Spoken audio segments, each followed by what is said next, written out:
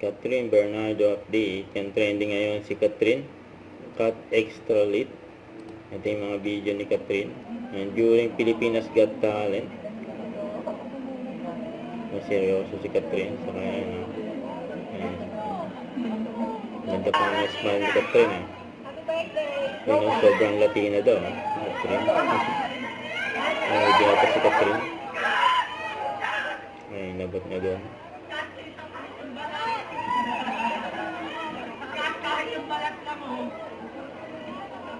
Ang ganda ni Catherine. Ang bilang judge sa Pilipinas Got Talent. Very accommodating si Catherine sa mga fans niya. Mga minimili ka fans si Catherine. Kanyang team. Mamaya na. Ito sa post ng Fresh Philippines. Ayan, ang cute pa nga ni Catherine, no? Sabi dito, ready to take on the summer in style. Ito yung endorsement shoot ni Catherine ng nakaraang araw.